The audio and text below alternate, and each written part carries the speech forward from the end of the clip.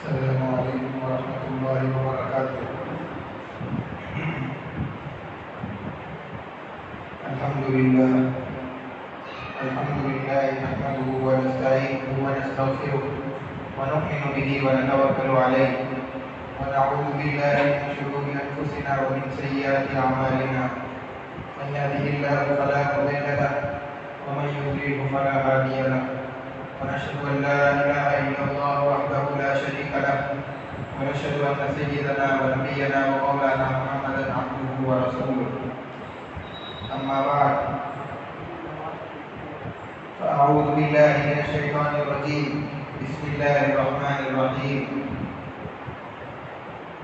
والذين لا يدعون مع الله إلها آخر ولا يقتلون النفس التي حرم الله إلا بالحق ولا يزنون ومن يفعل ذلك يلقى أثاما صدق الله العظيم۔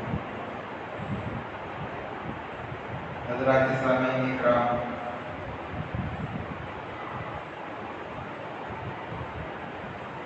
اللہ تبارک و تعالی نے مومنین پر، مسلمانوں پر اور اس امت پر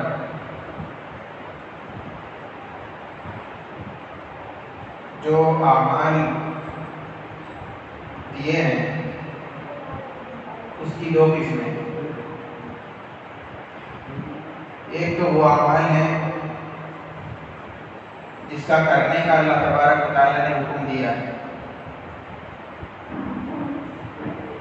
اور دوسرے وہ اعمال ہیں جس سے بچنے کا حکم دیا ہے۔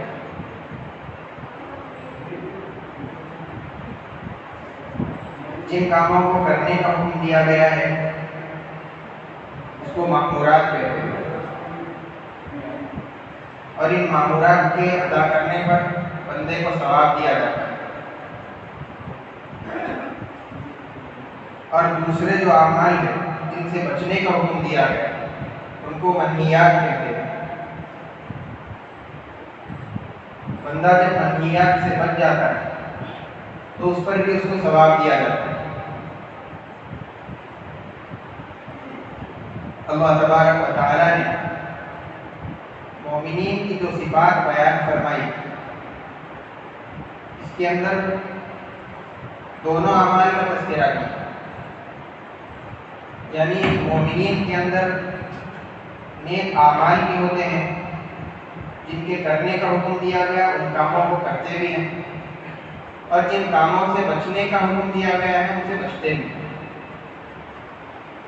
اللہ تعالیٰ نے جو مومنین کے 12 صفات قرآن کریم کے اندر ذکر فرمائے، اس میں سے 5 کا تذکرہ ابھی تک ہو گیا، تو ان 5 کا تعلق مأمورات سے،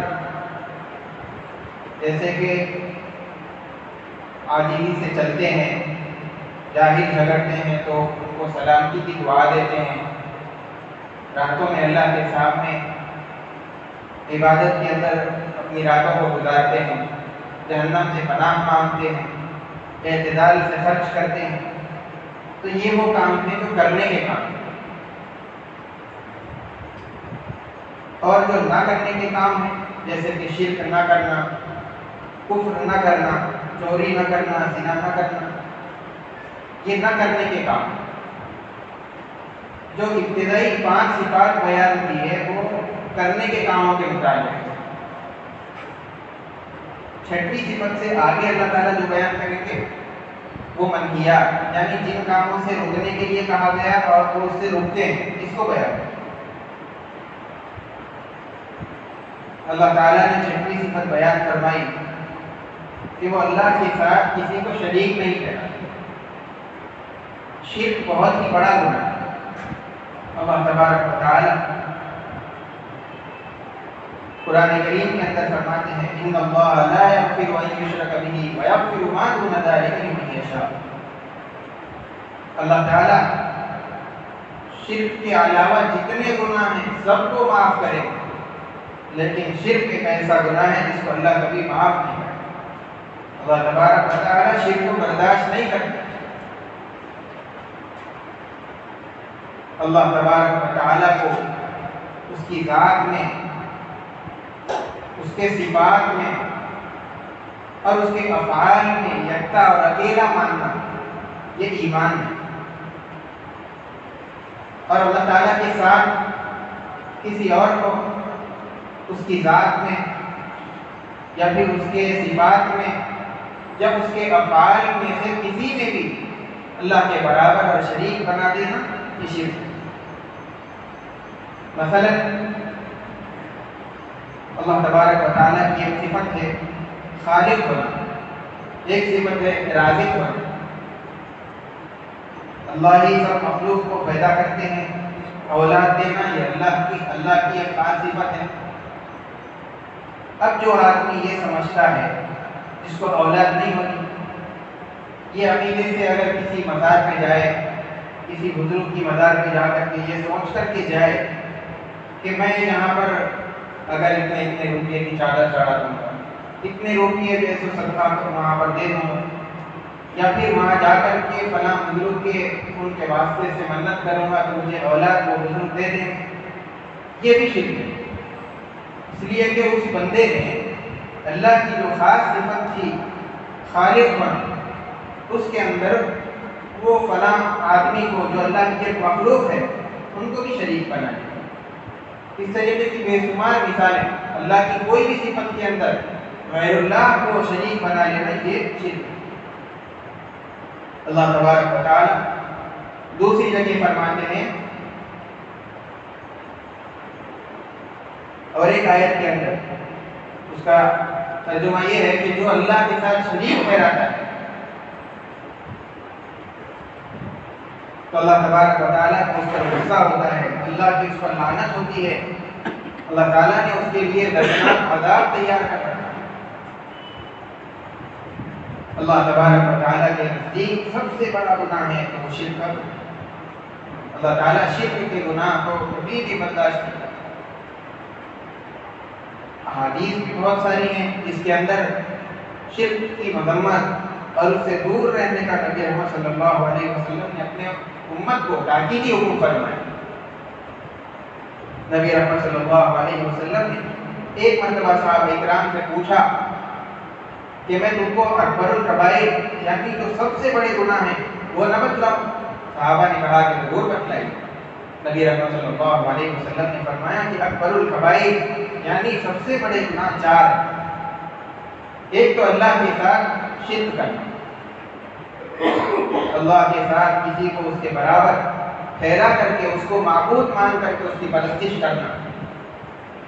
دوسرا والدین کی نافرمانی کرنا، اس کو بھی بہت بڑے گناہوں کے اندر شمار کیا گیا ہے۔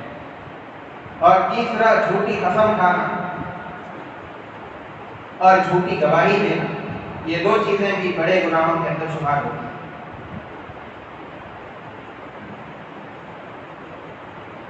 اسی طریقے سے نبی رحمت صلی اللہ علیہ وسلم نے حضرت معاذ رضی اللہ تعالیٰ عنہ کو 10 باتوں کی وصیت فرمائی اور یہ بات کہی کہ تم ان 10 باتوں پر ڈٹے رہنا، اگرچہ کہ ان کو چھوڑنے کے لیے تم کو قتل کر دیا جائے یا تم کو آگ میں ڈال کر کے جلا دیا جائے تب بھی ان کو مت چھوڑنا، اس پر مضبوطی کے ساتھ قائم رہنا۔ سب سے پہلی بات اس نے یہی فرمائی کہ تم اللہ کے ساتھ کسی کو شریک مت ٹھہرانا۔ نبی رحمت صلی اللہ علیہ وسلم نے اپنی وصیت کے اندر پہلی بات شرک کی گندگی اور اس کی ناپاکی پر حضرت معاذ رضی اللہ تعالیٰ عنہ کو متنبہ فرمایا۔ اسی طریقے سے 7 چیزیں ایسی ہیں جو کہ انسان کو ہلاک کر دے سکتی ہیں۔ نبی رحمت صلی اللہ علیہ وسلم نے ان 7 چیزوں سے بچنے کا امت کو تاکیدی حکم فرمایا۔ اس میں سب سے پہلی بات یہی فرمائی کہ تم اللہ کے ساتھ کسی کو شریک مت ٹھہرانا، اس کے ساتھ اس کا ہمسر اور اس کے برابر کسی کو مت جاننا، اسی کی طرح ایک معبود بنا کر کے اس کی پرستش مت کرنا۔ حضرت موسیٰ علیہ السلام کو اللہ تبارک و تعالیٰ نے 9 نشانیاں اور 9 آیات عطا فرمائی اور اس کا ذکر تورات کے اندر موجود تھا۔ بنی اسرائیل اور یہود ان 9 نشانیوں کو جانتے تھے۔ یہودیوں نے سوچا کہ یہ 9 نشانیاں ایسی چیزیں ہیں جو ایک عام انسان اس کا جواب نہیں دے سکتا، تو چلو جو نبوت کا دعویٰ کر رہا ہے ہم ان کے پاس جاتے ہیں جا کر کے ہم کچھ ایسا سوال کرتے ہیں کہ اس کا جواب نہ دے پائیں۔ چنانچہ دو یہودی نبی رحمت صلی اللہ علیہ وسلم کے پاس آئے اور آ کر کے یہی پوچھا کہ ان 9 نشانیوں کے بارے میں بتلائی۔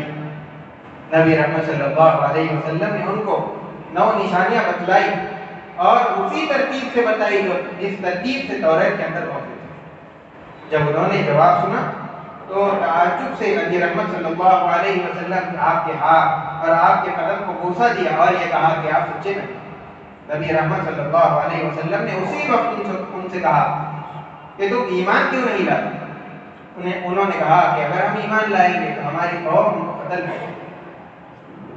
الغرض ان 9 چیزوں کے اندر سب سے پہلی چیز جو تھی وہ یہی کہ اللہ کے ساتھ کسی کو شریک مت ٹھہرانا۔ الغرض احادیث کے اندر بے شمار احادیث روایات ہم کو ملیں گی جس کے اندر شرک کی مذمت اور اس سے دور رہنا اور اس سے بچنے کی ہم کو بچنے کا تاکیدی حکم فرمایا گیا۔ دوسری صفت جو اللہ تبارک و تعالیٰ نے مومنین کی بیان فرمائی ہوئی ہے کہ کسی کو جان بوجھ کر کے ناحق قتل نہیں کرتے۔ اللہ تبارک و تعالیٰ فرماتے ہیں کہ ایک انسان کو من قتل نفسا بغیر نفس او فساد فی الارض فکأنما قتل الناس جميعا، کہ ایک انسان کو اگر جان بوجھ کر کے قتل کر دیا جائے تو گویا کہ اس نے ساری انسانیت کو قتل کر دیا۔ اور دوسری آیت کے اندر فرمایا وَمَن يَقْتُلْ مُؤْمِنًا مُتَعَمِّدًا فَجَزَاؤُهُ جَهَنَّمُ خَالِدًا فِيهَا، اس کے اندر بھی جان بوجھ کر قتل کرنے والے پر بے شمار وعیدیں اس آیت کے اندر موجود ہیں۔ نبی رحمت صلی اللہ علیہ وسلم سے اسی طریقے سے کئی احادیث مروی ہیں جس کے اندر یہ بتلایا گیا کہ کسی انسان پر کسی آدمی کا خون حلال نہیں۔ جو آدمی لا الہ الا اللہ پڑھتا ہو، یعنی اللہ کو ایک مانتا ہو اور نبی رحمت صلی اللہ علیہ وسلم کو رسول مانتا ہو، تو اس کا خون حلال نہیں سوائے 3 لوگوں جن میں نبی رحمت صلی اللہ علیہ وسلم نے فرمایا کہ وہ شادی شدہ آدمی جو زنا کر لے تو اس کا خون حلال، دوسرا وہ جو کسی کو جان بوجھ کر کے ناحق قتل کر دے تو اس کا خون بھی حلال ہے۔ اس لیے کہ شریعت کے اندر برابری کا نظام ہے۔ اللہ تبارک و تعالیٰ فرماتے ہیں نفسا بالنفس، عین بالعین، انف بالانف، اذن بالاذن، یعنی جو آدمی سامنے والے کو ناحق کوئی نقصان پہنچاتا ہے تو بدلے میں اس کو وہ نقصان دیا جائے۔ جیسے کہ اگر کسی نے سامنے والے کو ناحق قتل کر دیا، اس کا کوئی حق نہیں تھا، تو بدلے میں اس کی جان بھی نہیں لی جائے۔ اگر اس نے فلاں کی آنکھ پھوڑی ہے، اس کا کوئی حق نہیں تھا، تو بدلے میں اس کی آنکھ بھی پھوڑ دی جائے۔ اس لیے کہ اسلام کے اندر انصاف کا اور اعتدال کا یعنی یہ سبب اور درس دیا جاتا ہے۔ اور تیسرا آدمی نبی رحمت صلی اللہ علیہ وسلم نے جس کے متعلق فرمایا کہ اس کا خون حلال ہے، وہ شخص ہے جو اپنا دین چھوڑ کر کے مرتد ہو جائے اور اسلام سے بیزار ہو جائے اور دین اسلام اللہ اور اللہ کے رسول کے خلاف جنگ کے لیے برسر پیکار ہو جائے، تو اس کے بارے میں فرمایا کہ اس کا خون حلال ہے، چاہے تو اس کو قتل کر دو یا سولی دے دو یا پھر اس کو شہر بدل کر دو، ملک سے باہر نکال دو۔ ان دین کے علاوہ کسی کا بھی خون کسی پر حلال نہیں۔ اسی طریقے سے نبی رحمت صلی اللہ علیہ وسلم نے فرمایا کہ اگر ایک مومن کے خون بہانے کے لیے سارے آسمان کے اور ساری زمین کی جو مخلوقات ہیں اکٹھا ہو جائیں اور ایک مومن کا خون ناحق کر دیں، تو اللہ تبارک و تعالیٰ اس ایک مومن کے خون کے بدلے میں سارے آسمان اور زمین والوں کو جہنم کے اندر ڈال دیں۔ تو کسی بھی مسلمان کو ناحق قتل کر دینا یہ بہت بڑا گناہ ہے۔ عملی گناہوں کے اندر قتل کرنا یہ سب سے بڑا گناہ ہے۔ الغرض اللہ تبارک و تعالیٰ نے مومنین کی یہ 2 صفات جو بیان فرمائی، اس میں پہلا یہ کہ وہ اللہ کے ساتھ کسی کو شریک نہیں کرتے، دوسرا یہ کہ وہ کسی کو ناحق قتل نہیں کرتے۔ الغرض اللہ تبارک و تعالیٰ سے دعا ہے کہ ہم تمام کو جتنے منکرات ہیں اللہ ہماری اس سے حفاظت فرمائے، دین و شریعت کا ہم کو پابند بنائے، نیک اعمال کرنے کی ہم کو توفیق دے۔ وآخر دعوانا الحمدللہ رب العالمین۔ جو حضرات